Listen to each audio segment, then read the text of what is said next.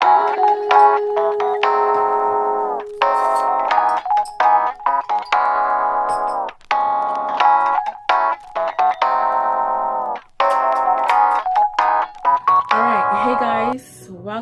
back to my channel. My name is IDANISE. This is IDANISE Official Beauty. You know the drill, okay? If you have not subscribed to this channel, what are you waiting on?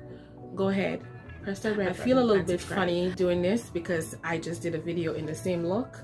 So if you do see me doing these videos back to back, hey, I'm bringing content, okay? So yeah, you're gonna expect a girl to be in the same outfit, same makeup, same you know what. All right, so I have a story time. I have a story time. Normally I don't like to do story time because no, I'm not gonna say I don't like to do story time. I just don't like scandalous story times, okay? I feel like when I do story time, or if I have to do a story time, then it has to be meaningful. There's a purpose for me doing it. And yeah, so I'm a reflective person. I like to reflect a lot. I like to feel that I leave space to grow, leave space to learn, and I like to look back on where I come from, things that I've been through, things that I've overcome, and so that it could keep me going, you know what I mean? So whenever I feel kind of down in this life or in this moment, I get to reflect. I get to look back and say, hey, you know what, if I did this, then why should I let this bring me down now? Yeah, so this is the reason why I'm doing this video, because I had a conversation with at work about it, just a brief conversation. We're talking about a lot of things, a lot of reflective things, whether it's with children or parents or ourselves. Excuse the eye winking, okay? Yeah, I like to just reflect. It's so important to have awareness of who you are, where you come from, and where you need to go, so yeah, so this is the story time of me not graduating high school. Okay, I did not graduate high school. I did not graduate high school, so we're going to talk about it. We're going to talk about how I did not graduate high school, how I ended up getting my high school diploma and end up going to college, which is something that I thought I would never do. Okay, it's funny how the mindset is powerful. Yeah, something that I thought I would never be able to do, and how it's so important to be around a good space, around good people, where you feel that you are empowered, you are encouraged, and you can move beyond.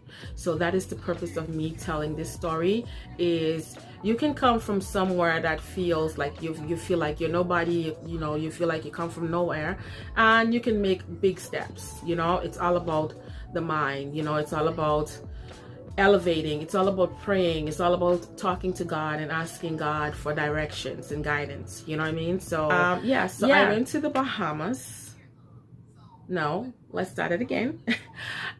So yeah, I went to school in the Bahamas, Nassau, Bahamas. I actually did tell this story on my other channel, but I had to delete it just to let you guys know that. But what a good opportunity to say it out now, since it's in my space, it's in my thoughts, and I had to reflect on it. So yeah, but I went to school in the Bahamas, guys. To let you know a bit about myself in school, I was not an academic girl. I was very, very quiet, very shy.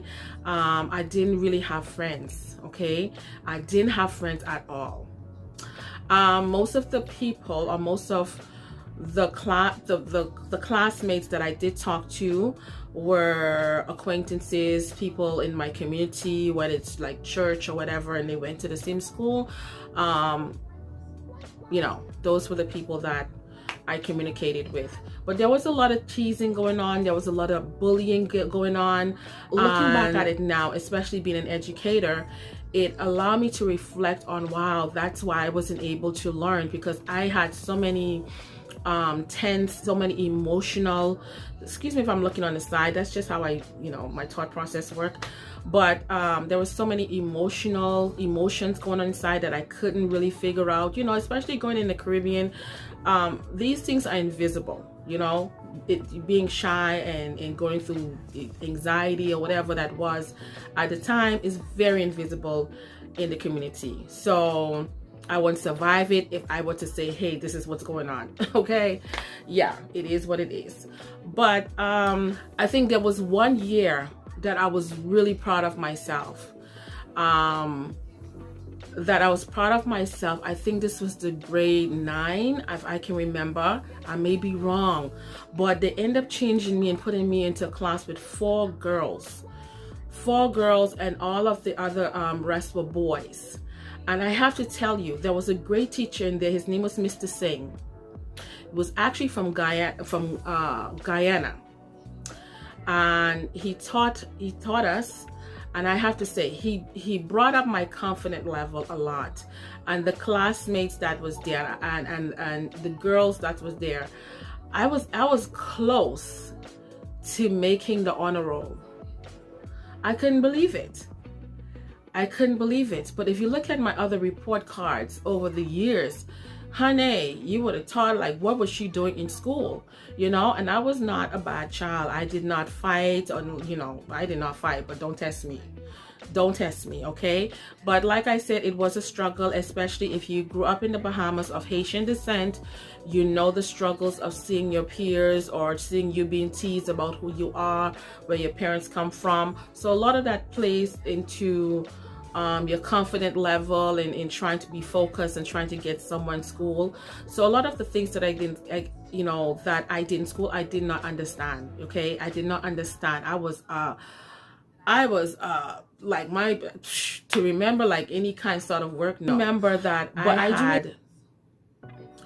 had an eccentricness to me, and I get that a lot. I get it a lot that people say it can be a little, I don't know, but you get what I'm saying. It inspired me to draw, write down things, write down my thoughts. Those are things that I like to do. I like to do a lot of creative writing.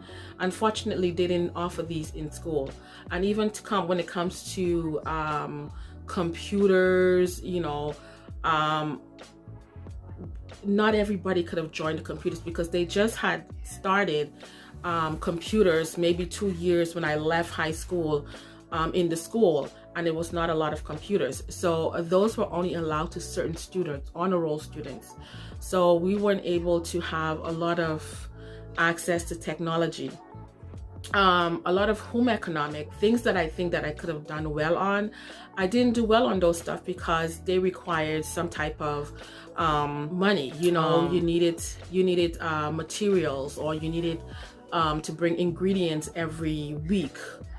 So my mother couldn't afford that. I remember when I was in home economic and I would do cooking, and they would ask to bring this, to do this recipe. Honey, if I only had salt or sugar or banana at home, my mommy would just put 2 ingredients and that was it.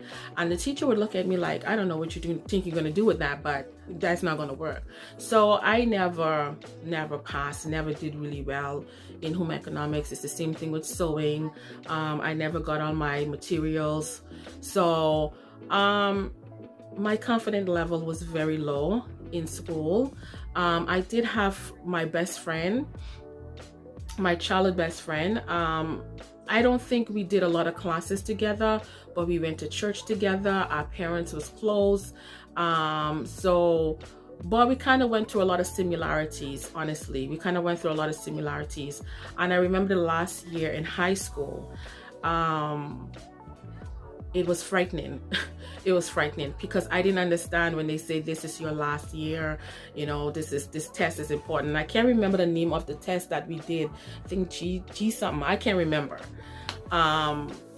We had to do that, and I knew I wasn't gonna understanding pass. Of, but I had no reading and passing. I had no understanding of that, honestly. So it is what it is. Like I said, school was just all I can remember was being bullied and having a lot of fear. I entered the schoolyard with a lot of fear. So I think that affected my learning and my confidence level a lot. I did have, a few teachers, like I said, Mr. Singh, and there was another teacher, I think her name was Miss Thompson. She was so kind to me, and she would bring food for me. She was so kind. She was one of those teachers that I felt very comfort in her classroom. So, but yeah, I did not graduate. I remember everybody getting their results. Me and my best friend, we got our result, and we did not graduate, you know. And it's frightening, especially when you're coming from the Caribbean, coming from a Caribbean family. My parents are from Haiti. They don't play around, honey. They do not mess around. Okay, they do not play around when it comes to grade.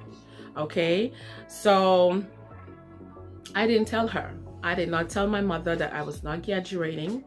So did my friend. So did my best friend. We did not tell our parents that we're not graduating. I mean, it was scary to tell our parents. Okay, it was scary. It's very scary. So we went along with it. We went along with, okay, we're gonna go to graduation, and somewhere in our delusional mind we think they're gonna just let us pass and let us graduate, honey. And put in mind, we were just children. We're just children. Yeah, and we were just children. I came to the States when I was 16, 17. So I you know, I was at an age where I was 15 or 16 when I would graduate. You know, so that was still a young age. A lot of children here in Canada, they graduate when they're 18, 19. But at that age in the Bahamas, trust me, you better be out of school. So it's a completely different environment. And once you graduate, at that time, there was no class you can go to and say, hey, you can get your credit, you can do this. No, it's a small island, and they don't have those type of fundings. Okay, they don't do those type. If you didn't make it, you didn't make it. So that was tough. But we end up going to graduation. I remember my mom buying me a brand new dress for graduation. She's brought herself a brand new outfit for graduation. And when I tell you, it was horrifying to show up at graduation knowing that you're not graduating.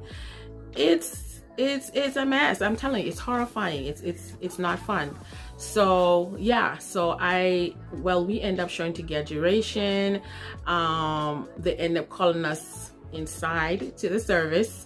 And I remember, and the reason why we went to graduation also is they did say that we can come. For those who are not graduating, you can still come and participate. However, you will not be receiving your diploma. You will not be a part of the ceremony.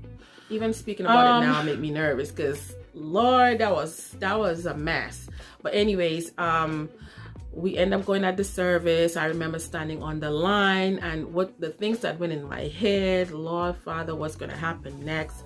Because my mother don't know, and you know, they inside sitting in the audience waiting for us to show up and say, hey, my daughter. And that's not what happened. That is not what happened. But anyways, yeah, so we end up going into the service. They let the ones that were graduating go ahead. But in my mind, I'm like, that's okay, because then they can think that we're still graduating, you know. And put in mind, our parents doesn't speak English as well as, you know, they were of Haitian background. So we're hoping that they didn't caught on. Okay, they didn't caught on. Okay, you know, okay, maybe they, you know, I will hope they didn't caught on. But they let everybody go in and sit, and then they let us, I think maybe 12 of us, I'm not sure, I can't remember, sit to the back. And I remember looking to the back, looking for my mom, and to see if they caught on to why I was sitting in the back, like, you know, why were we separated. I remember just looking. That was the only thing on my mind, like, you know. But she seemed very calm, you know. She seemed like eager, just looking around. It's the same thing with my friend's mom. They sat together, just kind of trying to figure out, you know, the next step. I don't know how to, you know, put it together. But anyways, once the graduates was called, that was the most horrifying.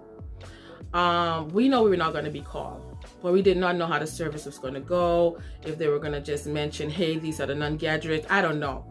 So they were giving the diplomas, everybody's clapping, and then the last person will call. Then I looked back to my mom, and the non-graduates was not called, and we expected that. Yeah, so that was it. That was it. We were not called. And I looked to the back, and my mom didn't look at me. She looked straight, honey. She gave that Haitian look. But let me just drink my coffee for this. Okay. But anyways, guys, yeah. So they didn't call us. Once the service was done, if I can remember, it's been such a long time. Once the service was done, we ended up meeting with our parents to the back. I honestly expected her to slap me across the face, hit me with her purse, chase me down, embarrass me. I was expecting that because my mama don't play. My mama don't play. That woman is quiet, but she's strict, and she is hardcore old school. She will whoop you in front of everybody, okay? But I was very surprised by her demeanor, how calm she was. Even when going back home, I can't remember who brought us back home. Nothing was said, but it was embarrassing. It was very embarrassing. If you live in a Caribbean community, you know how words to spread. You know, you're expecting this to say, oh, so-and-so daughter didn't graduate. Did you realize she didn't get no diploma? I mean, it, you know, it did spread a bit, but it was not a big deal. But it was embarrassing. To reflect on this, guys, you know, honestly, I was, like I said, I'm surprised of my mom reaction. And I can remember the words like, oh, you didn't graduate. Oh, I see. You know, and I'm not sure if because at the time, you know, she was looking to migrate, she was looking to go elsewhere to bring us. So I'm not sure if that's why that was her reaction. She was disappointed. I mean, who wouldn't want their children to graduate? But I think there were other things on her mind in terms of she needed to move elsewhere. So yeah, but definitely word did spread, but nobody really like come up to me and say, hey, you did. I think maybe two people I knew, and I just say, I didn't graduate. I didn't graduate, but it was tough. You know, it may sound easy now that I'm saying it, but just trust me, when you're coming from a Caribbean community, they're not easy when it comes to that. The shame and the scornfulness or whatever. But because I'm a rebellious spirit in the inside, I don't easily, like, I'll be down, but I'm not gonna let you suppress me physically, like do it from far. Yeah, but my reflection on that is, if I could have tell my younger self, I could have go back and tell my younger self, and what I've learned now is that it's okay. You know, it's okay if you didn't get something right. It's okay if you didn't graduate. It's okay if you fail. Failure is a must, okay? Not everything is going to be perfect. You're not always going to meet everybody's expectation. You know, it's okay. All right, there's always another opportunity around the corner. It may not be in this territory, but it'll be in somewhere else, somebody else, or elsewhere in another country or another place. You know, it's okay. If I could tell myself, it's okay. You know, I don't have to bring these emotional regrets and shame. It's not necessarily, and it's not important. No, coming and, you know, like, I lived in Florida afterwards, and most of my Florida life I did try to go in school, but you know, because of my status, I couldn't get into school. I didn't go to school. I did go to like an English, like a grammar school, but that was pretty much it. That's as far as I can go as somebody who does not have status in the country. So most of my thing was like doing little jobs from here, which is another story time. Okay, was doing little jobs from there as an illegal immigrant. Yeah, so I wasn't able to go to school in the States, but when I had the opportunity to come here and get my status together, thank you, Jesus. Thank you, Jesus, for Canada. I was able to get my status and, you know, figure out what I want to do. I was able to, you know, say, hey, you know, let me go to school. I did go to upgrading school, and then I did work a bit, and then I said, you know what, let me go and see if I can get my high school diploma, which is something that I always wanted, because all those years I had regretted not getting my high school diploma. So when I was able to hear like, oh, you can get your credit, and it's a good thing that I walk with my my report card from the Bahamas, because I was able to show them that, and then I was able to get those credits from the Bahamas, and then able to just finish off the credits that I needed. That was great, you know. So it was great that I had an opportunity as an adult, because when I came I was like 26, you know, 26 years old or whatever. As an adult, I can still go back to school and I can still get my education, whatever it is, you know, and able to go to college, which is something that I thought I would never do, because, you know, trying to get that in the States and not caring for academic and feeling that that's not my thing, you know, I can never do it. I'm able to overcome that, you know what I mean? I'm able to overcome that and say, hey, you know, if you put your mind to it, and if you believe in yourself and you put that confidence in yourself and you pray and you talk to God, you'll get there, you know, you'll get there. And, you know, I'm not saying that's not a daily struggle. There are times where you will doubt yourself, you know. I mean, lately I have been doubting myself and say, hey, you know, how come I don't have a house, or how come I don't have a you know, certain, you know, like, there are things that the enemy will play in your head, he will play in your mind, and you have to like catch yourself a bit and say, hey, you know what, this is what God has done for me, you know, I've come a long way and I'm able to do this. Yes, I fail at this, I fail at that, but that's okay. I can come back around, you know. Some things I have to let go, and some things I could just come back around, you know. So I've learned that I cannot kill myself for something. I cannot suppress myself for something that I have no control of, you know. And yeah, so that is the story time. You know, I know it's not scandalous, but it sure is meaningful, and I thought I could share it with you guys. So if you're somebody out there, you know, you have certain things you want to do in life, go for it, you know what I mean. Perfectionist is just let it go. Just do what you can. Do it trembling. Do it crying. You know, just go for it. Start somewhere. Keep growing. Keep learning. You know, you're not going to be good at everything. Find out what you're good at. Find out what you love to do. It will lead you to your purpose. You know. Yeah. So basically, that's it. It's okay to fail. It's okay. That's the word. It's okay. It's okay. You can always come back and try again. Dust yourself off and try again. You know, and if you try again and it failed, maybe it's not for you. Try something else. You know, it is what it is. That is it. But anyways, guys, that is it with me not graduating high school. And I was able to get my diploma and my college diploma, etc., whatever. But personal accomplishments is always good, because then you get to test yourself. You get to test yourself and say, hey, I can do this. What's next? You know, like I said before, there are times life is going to get to you and you're going to question yourself and say, hey, why I'm going through this patterns. And yes, we have a lot of strongholds to overcome, but remember that there's a God who loves you and me, and we can overcome anything with the power of God. So yeah, anyways, peace out.